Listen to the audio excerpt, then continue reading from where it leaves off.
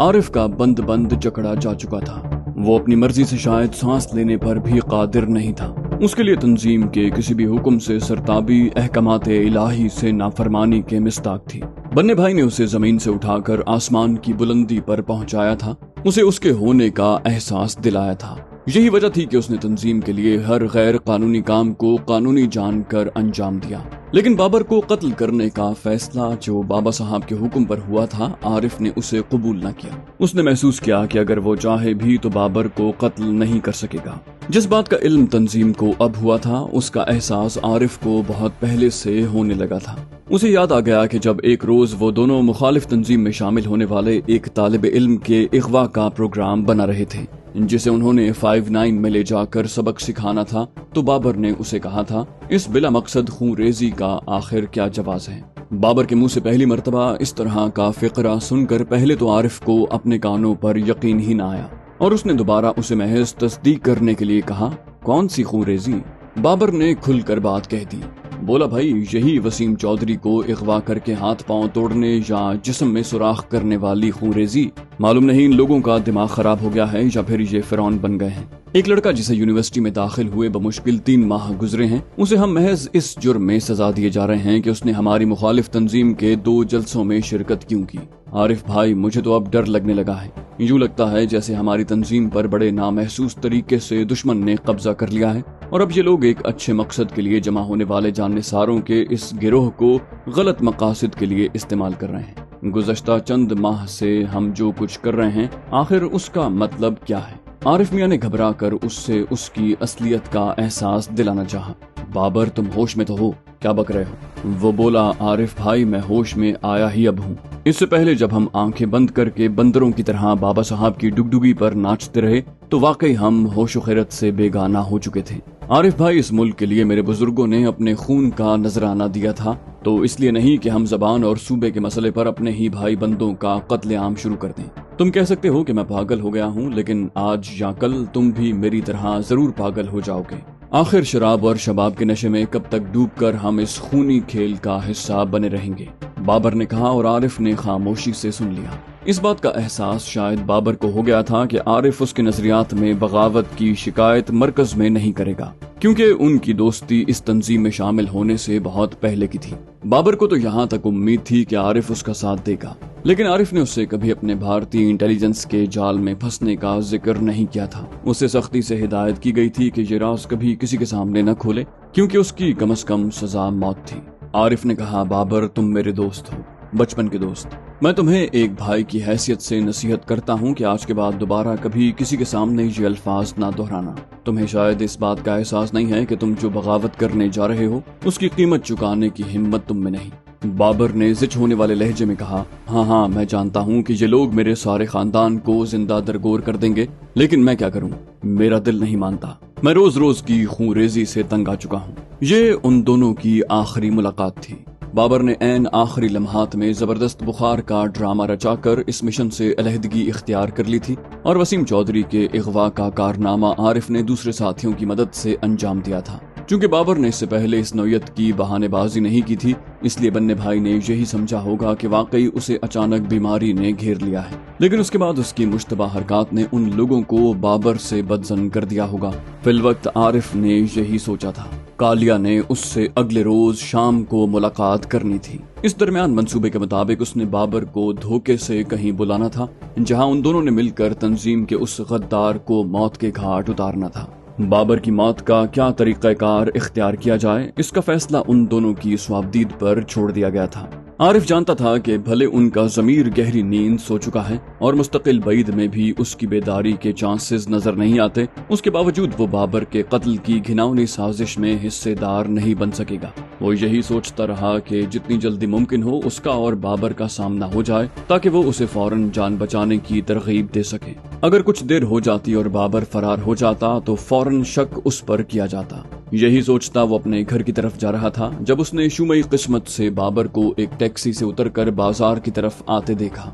आरिफ जानता था कि बन्ने भाई के हुक्म के साथ ही उसकी निगरानी भी शुरू हो गई होगी, लेकिन उसे ये भी उम्मीद थी कि शायद अभी तक उस पर निगरान आंखों का तकर्रुर नहीं हुआ। वो उसी तरह मोटरसाइकिल चलाता बाबर के नजदीक पहुंच गया। उसने एक लम्हे के लिए रुककर उसे कहा, सीधे जरीना होटल पर पहुंचो, फौरन, अभी घर न जाना। ये कहकर वो सीधा चलता चला गया। बाबर ने भी शायद सूरत-ए-हाल की नजाकत का अंदाजा कर लिया था। आरिफ ने जिस अंदाज में बात की थी उसके बाद तो उसे बहुत कुछ समझ आ गया था। एक लम्हे के लिए उसने ठिठक कर सूरत-ए-हाल का जायजा जरूर लिया, फिर फौरन ही अपना रुख तब्दील कर लिया। आरिफ ने अपनी बात के आखिर में उसे ये सिग्नल दे दिया था कि उसकी यहाँ आज मौजूदगी का कोई सबूत या गवाह नहीं मिलना चाहिए। घर न जाने का मतलब उनकी जबान में यही था। बाबर उन्हीं कदमों पर वापस पलट गया। काफी दूर तक उसने पैदल फासला तय किया। जरीना होटल उनके लिए जायामान थी। दोनों कभी बाकायदगी से वहां नहीं गए थे। ये उनके कॉलेज के जमाने का साथी था और दोनों अक्सर यहाँ बैठा करते थे। अब भी कभी कभी अपने पुराने दौर की यादें ताजा करने के लिए दोनों यहाँ आकर बैठ जाते। तंजीम के किसी और साथी को इस बात का कुछ इल्म नहीं था कि दोनों यहाँ भी बैठते हैं। जरीना होटल पर आखिरी मर्तबा वो आज से 3-4 माह पहले बैठे थे। बाबर ने 2-3 सड़कों को पैदल ही उबूर किया था, लेकिन बड़ी एहतियात से इस बात का उसने बतौर खास ख्याल रखा था कि उसकी यहाँ मौजूदगी का किसी को इल्म न हो सके। उसने जानबूझकर वो रास्ता इख्तियार किया था जिस पर उसकी आशनाई न होने के बराबर थी। एक मोड़ मुड़ते हुए उसने सामने आते रिक्शे को हाथ देकर रोका और अपनी मंजिल की तरफ रवाना हो गया। जरीना होटल यहाँ से 6-7 मील दूर था। ये कोई बहुत ज्यादा फासला नहीं था, लेकिन बाबर ने बतौर एहतियात यहाँ पहुँचने के लिए रास्ते में 3 जगह सवारियां तब्दील की। जब वो होटल पहुंचा तो आरिफ पहले से उसका मुंतजिर था। मैंने तुम्हें कहा था कि अपनी इस बालिश्त भर जबान को लगाम दो। इस तंजीम में बहुत से नौजवान तुम्हारी तरह के नजरियात रखते हैं, लेकिन उन्होंने इस तरह अलम बगावत बुलंद नहीं किया। बाबर, तुम गधे हो। तुम्हें इस बात का शऊर नहीं कि तुम 2 जवान बहनों के इकलौते भाई हो, बूढ़े वालिदैन की वाहिद उम्मीद। और ये कहाँ की दानिशमंदी है कि तुम अपने हाथ में तलवार थाम कर तोपों के सामने खड़े हो जाओ। सारा खेल बिगाड़ कर रख दिया तुमने। न जाने आरिफ गुस्से में क्या क्या कहता रहा और बाबर सर झुकाए सुनता रहा। उसने बाबर को बता दिया कि तंजीम की तरफ से कालिया और उसे बाबर के कत्ल की मुहिम सौंपी गई है। बाबर ने हथियार डालते हुए कहा, उन्होंने एक तीर से 2 शिकार खेले हैं। जहाँ मेरे जैसे कांटे को निकालने का सामान किया है, वहाँ तुम्हारी वफादारी को भी आजमाया है। तुम खुद बेहतर फैसला कर सकते हो आरिफ भाई। मेरा जहन तो माऊफ हो चुका है। इस खबर ने कि बाबा साहब की तरफ से उसके कत्ल के अहकामात जारी हो गए हैं, उसके हाथों के तोते उड़ा दिए थे। वक्त बहुत कम है मेरे दोस्त। जहाँ तक मेरे जहन ने सोचा है, मुझे इस मुसीबत का एक ही हल नजर आता है। तुम यहाँ से घर नहीं जाओगे, दूसरे किसी सूबे में निकल जाओ। वहाँ से जिस तरह भी मुमकिन हो सिवाय भारत के किसी भी दूसरे मुल्क की तरफ अपनी शनाख्त बदल कर निकलने की कोशिश करो। तुम्हारी वालिदा की तरफ से पुलिस स्टेशन में तुम्हारे कल सुबह से घर से गायब होने की रिपोर्ट दर्ज करवाई जाना जरूरी है। चूँकि इस फैसले को मकामी ब्रांच से पोशीदा रखा गया होगा और तंजीम की तरफ से कभी भी ये तासुर नहीं दिया जाएगा कि तुम बागी हो गए हो। खुदा न खास्ता उन लोगों को अपने जलील मकसद में कामयाबी हासिल हो जाती तो ये फौरन इस कत्ल की जिम्मेदारी मुखालिफ तंजीम पर डाल देते। अब भी तुम्हारे पुरस्कार तौर पर गायब होने पर भले उनको इस बात का भी यकीन हो कि तुम खुद कहीं छुप गए हो, उसके बावजूद तुम्हारे अगवा की खूब तशहीर करेंगे और उसका इल्जाम भी मुखालिफ तंजीम पर या किसी सरकारी एजेंसी पर लगा देंगे। थाने में तुम्हारे अगवा या गायब हो जाने की रिपोर्ट फौरन दर्ज होगी, क्योंकि थाने वालों को इल्म है कि तुम तंजीम के आदमी हो और तुम्हारे साथ उनको हर मुमकिन ताउन करना होगा। तुम चंद दिनों के लिए दूसरे सूबे में ठिकाना बनाओ। अपने एड्रेस से मुझे इस फोन नंबर पर आगाह कर देना। सिर्फ इतना पैगाम देना कि आरिफ को कहें फला नंबर पर फोन कर ले। फिलहाल ये रकम रख लो। मैं तुम्हारा पैगाम मिलते ही तुम्हें और रकम पहुंचाने की कोशिश करूंगा। खाला जान और बहनों की तरफ से मुतमईन रहना। अगर अल्लाह ताला ने तुम पर मेहरबानी कर दी और दूसरे किसी सूबे में ठिकाना बन गया तो मैं अपनी कोशिश से तुम्हारा मकान फरोख्त करवा दूंगा। गो कि ये मुश्किल काम होगा, लेकिन इंशाल्लाह हो जाएगा। जिसके बाद मैं खाला जी और बहनों को भी तुम्हारे पास ही भेज दूंगा, या फिर तुम किसी दूसरे मुल्क की तरफ निकल जाओ और हालात बेहतर होने पर वापस लौट जाना। अल्लाह तुम्हारी मदद करे। तुम खुदा के लिए जल्दी से निकल जाओ। एक एक लम्हा कीमती है। खाला जान के नाम खत लिख कर मुझे दे दो, जिसमें उन्हें कह देना कि वो मेरे मशवरे पर अमल करें, लेकिन किसी को कानो कान खबर न हो कि मैंने उन्हें क्या मशवरा दिया है। बाबर ने कहा, ठीक है आरिफ भाई, मेरे ख्याल से फिलहाल इससे बेहतर कोई तजवीज नहीं हो सकती। मैं तुम्हारे इस एहसान का बदला शायद कभी ना चुका सकूं। बस एक बात का ख्याल रखना कि कहीं ये दरिंदे मेरे घर। आरिफ ने कहा, बाबर, मेरा जमीर जरूर मर गया है, लेकिन मेरी गैरत अभी नहीं मरी। खुदा जाने शायद अल्लाह ताला ने मुझे नसीहत देने के लिए ही इस सानहे से दो चार किया है। मैं भी तुम्हारे रास्ते का मुसाफिर हूँ, लेकिन मेरे पाँव में बहुत मजबूत बेड़ियां हैं। मुझे ये बेड़ियां काटनी हैं, जरूर काटनी हैं, और इंशाल्लाह काटूंगा, लेकिन हिकमत से।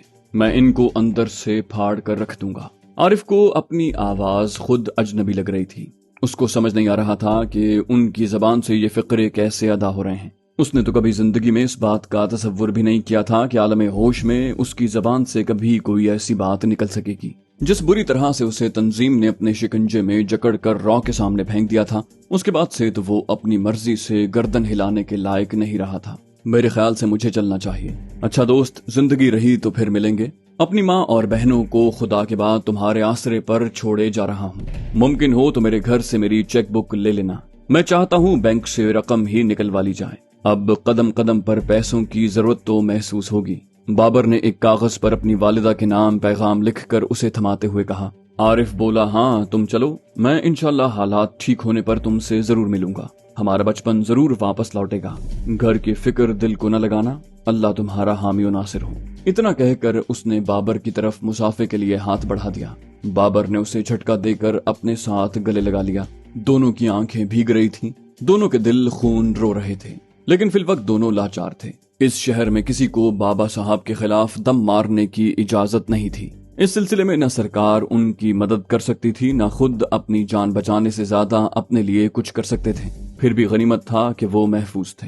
बाबर से जुदा होकर वो सीधा घर आया था। उसकी तबीयत बहुत बोझल हो रही थी। मीनाक्षी हस्बे मामूल घर से गायब थी। आरिफ ने अंदाजा लगाया था कि आजकल वो कुछ ज्यादा ही गायब रहने लगी है। जरूर कोई शिकार फांस रही थी। कभी कभी तो वो ये सोचता तो लरस जाता कि इस शहर निगारा में जहाँ 25-30 लाख गैर मुल्की गैर कानूनी तौर पर रिहाइश पजीर हैं, जाने कितनी लड़कियां मीनाक्षी जैसी होंगी और कितने मर्द उसकी तरह रॉ के एजेंट होंगे। क्या बनेगा इस मुल्क का? जब कभी ये ख्याल आता तो वो घबरा उठता। खुदा जाने कौन सी ऐसी ताकत थी जिसने अभी तक इस मुल्क की सालमियत को बरकरार रखा हुआ था। जब हवस इक्तदार में अंधे अपनी जमीन का रिस्क खाकर पाकिस्तान के टुकड़ों पर पलने वाले जाने कितने इंसान नुमा भेड़िए पाकिस्तान की रगों पर अपने दांत गाड़े बैठे थे। उनके जहरीले दांत जसद मिल्ली में बहुत दूर तक उतर गए थे।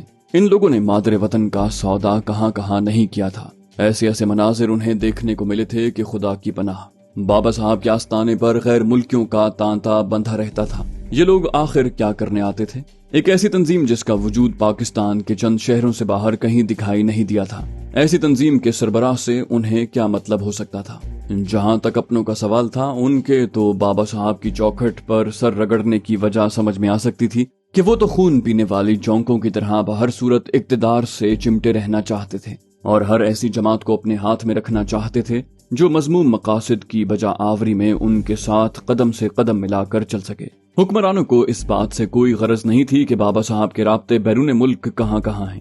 ये जानने के बावजूद कि वो किसके खूंटे से बंधे हुए हैं और किसके इशारे पर बंदर की तरह नाचते हुए पागल कुत्तों की तरह भौंकना शुरू कर देते हैं, सब कुछ हुक्मरानों के इल्म में था। उन्होंने दर्जनों एजेंसियां यूं ही नहीं पाल रखी थी। उनके पास गुलामों की एक फौज जफर मौज थी जो उन्हें पल पल की खबर दिया करती थी, सियासी हवा के रुख का तायुन किया करती थी। लेकिन वो भोले बादशाह बने बाबा साहब की अजमत के गुन गाते थे। उन्हें अंदाजा था कि सूबे में बाबा साहब एक ताकत है, एक ऐसी ताकत जो किसी भी पलड़े में अपना वजन डाल दे तो ताकत का तवाजुन बिगड़ ही जाएगा। वो बाबा साहब को हाथ से गंवाना नहीं चाहते थे। मुल्क की सालमियत को दाव पर लगाकर भी वो बाबा साहब को खुश रखने पर तुले हुए थे।